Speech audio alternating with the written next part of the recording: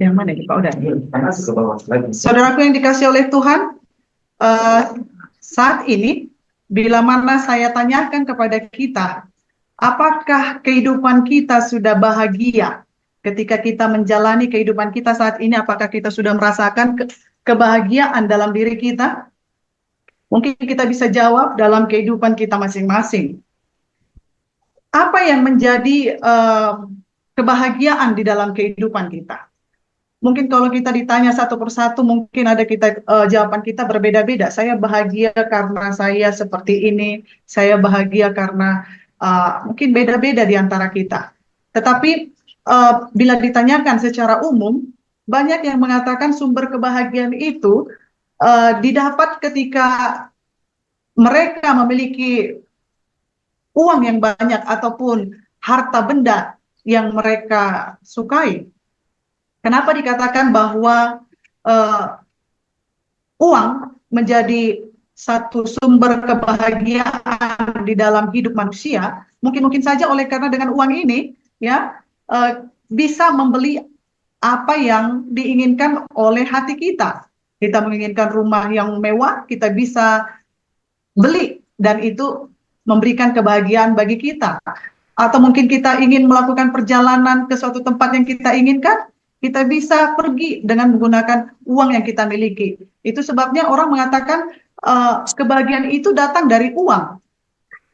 Tapi apakah benar kebahagiaan ada di dalam uang? Banyak orang ingin mencari uang sebanyak-banyaknya agar mendapatkan kebahagiaan. Namun saudaraku yang dikasih oleh Tuhan, bila mana kita renungkan, ya, uang dan kekayaan merupakan sesuatu yang lebih rendah daripada manusia itu sendiri. Uang dan kekayaan hanya sifatnya sementara, dapat diperoleh dengan mudah, tetapi mudah juga hilang. Uang bukanlah tujuan, karena hanya alat untuk mendapatkan sesuatu yang kita inginkan. Uang memang diperlukan untuk membeli kebutuhan sehari-hari yang kita perlukan dan yang kita inginkan, namun kebutuhan kita itu ada umurnya dan tidak ada yang tetap selama-lamanya. Ya, ini dibuktikan bahwa uang itu bukanlah segalanya. Ya, ada seorang miliarder, dia bernama Thomas Lee, dan dia memiliki kekayaan 30 triliun. Kita bisa bayangkan kekayaan ini benar-benar sangat luar biasa uang yang ia miliki. Tetapi apa yang dia rasakan? Kehidupannya tidak bahagia sampai dia mengakhiri hidupnya dengan cara apa? Dengan cara bunuh diri. Ia meninggalkan istrinya dan kelima anaknya. Sekalipun dia memiliki banyak uang, tetapi dia tidak menemukan kebahagiaan.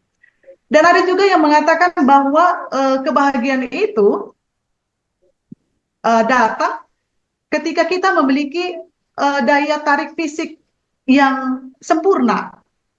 Itu sebabnya kita sebagai kaum wanita mungkin ya, kita ingin tampil cantik, kita berupaya untuk bahkan ada ya, ini artis-artis sekarang ini banyak yang melakukan operasi plastik supaya apa? Supaya wajahnya tetap kencang, supaya tetap awet muda.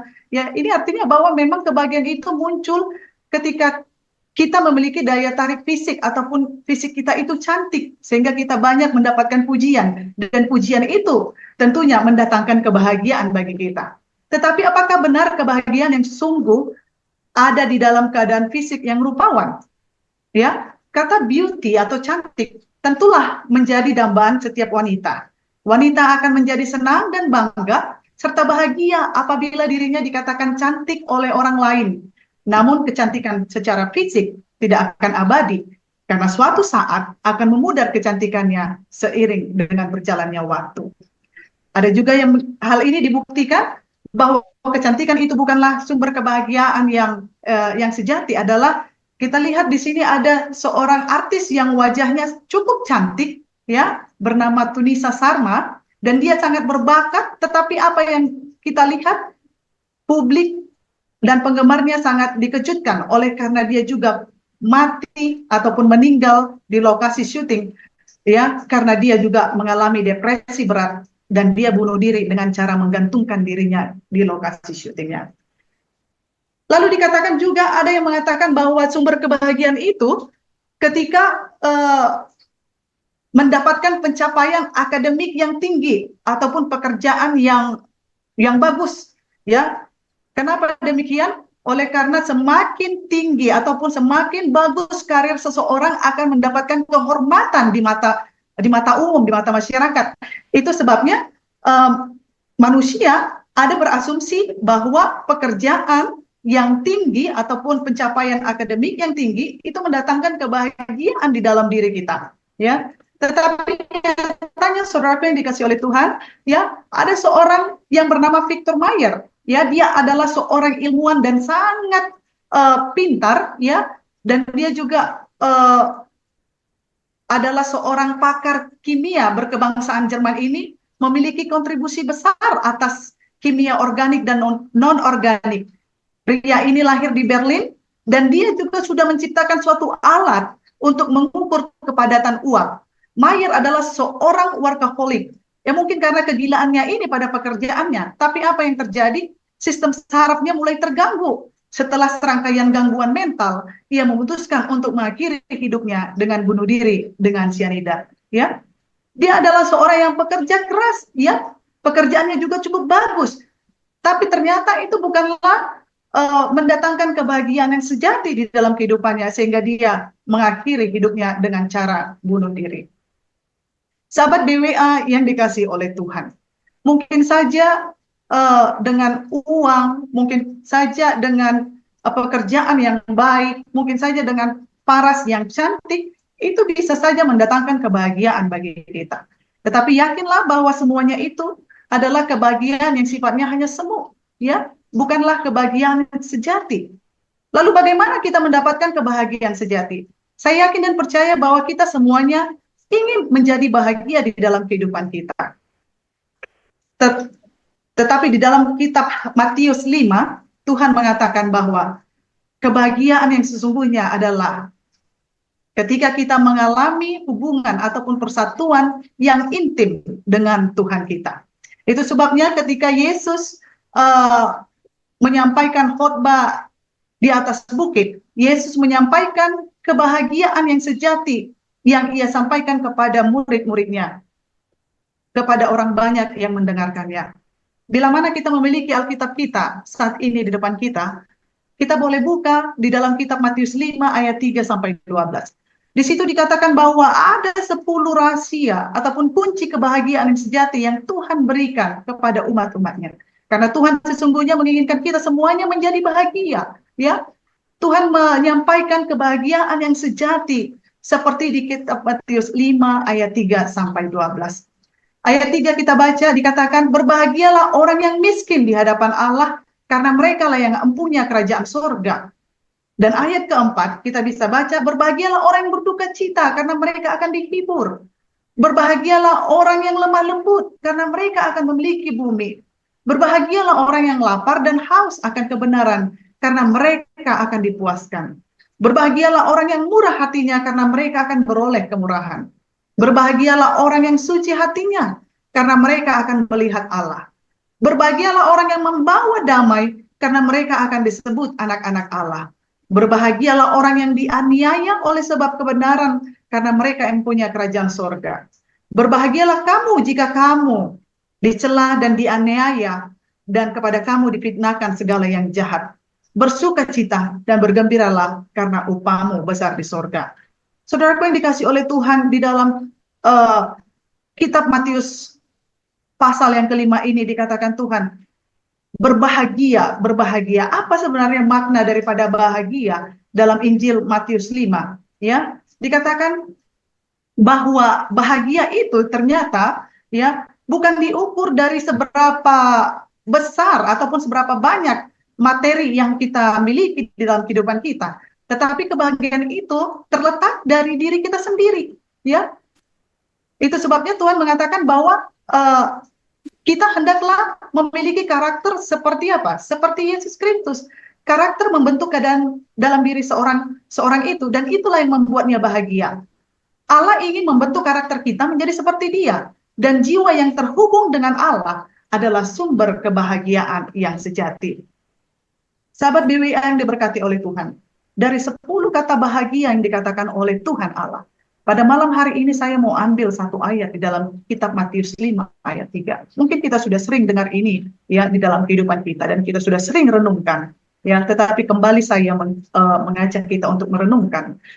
Dikatakan oleh Tuhan Matius 5 ayat 3, berbahagialah orang miskin di hadapan Allah karena mereka lah yang empunya kerajaan sorga ya.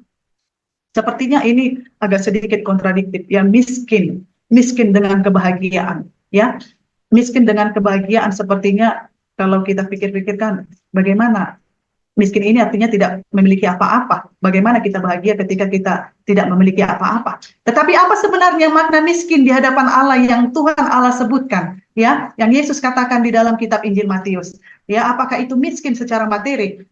Tapi Tuhan katakan miskin adalah artinya tanpa Tuhan kita secara spiritual menjadi lemah dan miskin. Sebab itu kita sangat membutuhkannya. Lalu kata miskin yang dikatakan oleh Yesus adalah hati yang miskin adalah ketika kita sadar bahwa kita telanjang di hadapan Tuhan. Menyadari bahwa kita ada dan bisa hidup karena anugerah Allah saja. Jadi semakin kita sadari bahwa kita adalah miskin di hadapan Allah, semakin kita merindukan untuk mendekatkan diri kita kepada Tuhan, menggantungkan diri kita hanya kepada Tuhan. Sama seperti kita seorang pengemis. Pengemis ini hanya bisa meminta-minta, ya. Miskin yang mengandung pengertian bahwa kita hanya menaruh pengharapan kita dan bergantung yang besar kepada Allah, ya. Dan miskin di hadapan Allah ini juga kita bisa diartikan sebagai seperti anak kecil. Anak kecil kita bisa lihat bahwa dia tidak bisa berbuat apa-apa. Dia hanya bisa bergantung sepenuhnya kepada ibunya, ya. Dan dia percaya bahwa apa yang dia perlukan, ibunya akan memberikan kepadanya. Demikianlah kita, ya. Ketika kita menyadari bahwa kita adalah pribadi yang miskin di hadapan Allah, miskin secara rohani, maka kita akan apa? Maka kita akan berserah dan tunduk hanya kepada Tuhan saja, di mana kita juga sungguh-sungguh percaya dan berharap kepadanya bahwa segala keperluan dan kebutuhan kita, maka Tuhan akan berikan di dalam kehidupan kita. Sahabat BWA yang diberkati oleh Tuhan, ketika Tuhan menyampaikan khotbah di atas bukit, Tuhan juga menyampaikan satu perumpamaan tentang orang Farisi dan pemungut cukai yang tertulis di dalam kitab Lukas 18 ayat 9 sampai 14. Ada dua kelompok orang yang sungguh berbeda. Orang Farisi dan orang pemungut cukai. Orang Farisi adalah orang pemuka agama, ya, bagi orang Yahudi, ya. Dan pemungut cukai adalah orang yang pemungut pajak. Tetapi kita lihat dulu perbedaan antara orang Farisi dan juga pemungut cukai yang disampaikan oleh Tuhan Yesus. Orang Farisi, dia menganggap bahwa secara spiritual dia itu sempurna. Sehingga apa yang ada dalam pikiran orang Farisi adalah kesombongan, merasa baik, merasa benar, karena bukan perampok, bukan orang lalim, bukan pezina, menyombongkan puasanya, menyombongkan persepuluhannya, memandang rendah bahkan orang lain. Lalu bagaimana dengan pemungut cukai? Pemungut cukai, mereka merasakan bahwa mereka benar-benar orang yang miskin di hadapan Allah. Sehingga ketika mereka berdoa, ya, mereka benar-benar merasakan bahwa mereka tidak sanggup untuk datang kepada Tuhan Allah karena keberdosaan mereka, sehingga mereka berdiri jauh-jauh, ya, bahkan tidak berani menengadah ke langit. Pemungut cukai ini menyadari bahwa dia adalah orang yang sangat miskin di hadapan Allah.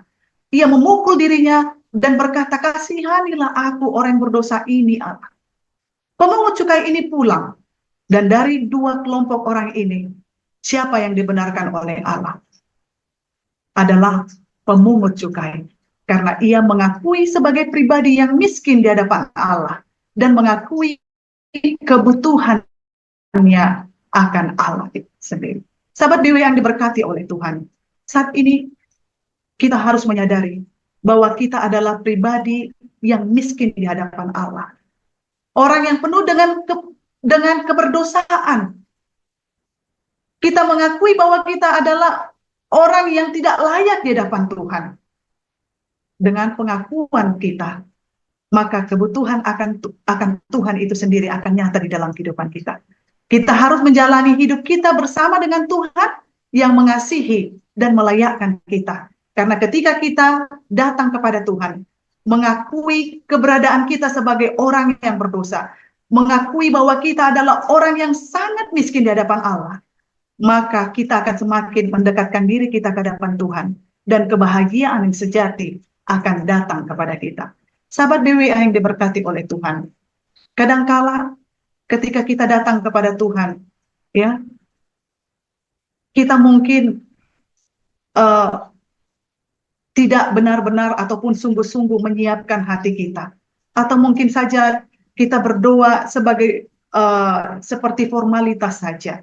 Tetapi saat ini kita harus merenungkan bahwa ketika kita menyadari bahwa kita adalah orang berdosa, miskin di hadapan Allah, maka kita akan sungguh-sungguh datang kepada Tuhan, meminta berkat Tuhan, meminta agar Tuhan memenuhi apa yang kita butuhkan dalam kehidupan kita. Sehingga saya yakin dan percaya akan ada kebahagiaan yang sejati di dalam kehidupan kita. Karena kita apa? Karena kita semakin mendekatkan diri kita ke hadapan Tuhan. Sahabat BWI yang diberkati oleh Tuhan, ketika saya menyampaikan firman ini, saya akan mengakhirinya dalam kitab Mazmur 105 ayat 4. Carilah Tuhan dan kekuatannya, carilah wajahnya selalu. Dengan mencari Tuhan setiap saat dalam kehidupan kita, saya yakin dan percaya, maka akan ada kebahagiaan yang sejati terpancar dalam kehidupan kita. Apapun situasi yang kita hadapi dalam kehidupan kita, ya, kita akan tetap kuat, kita akan tetap ada sukacita. Oleh karena apa? Oleh karena Tuhan ada selalu yang memegang tangan kita dan memperhatikan apa yang menjadi kebutuhan kita. Biarlah kiranya saat ini kita menyadari bahwa kita adalah manusia yang miskin di hadapan Tuhan, miskin secara rohani, sehingga kita dengan rendah hati datang kepada Tuhan saat ini untuk bersekutu di dalam doa, menyampaikan setiap permohonan kita. Kiranya Tuhan Yesus memberkati kita. Selamat malam. Tuhan Yesus memberkati kita. Amin. Amin.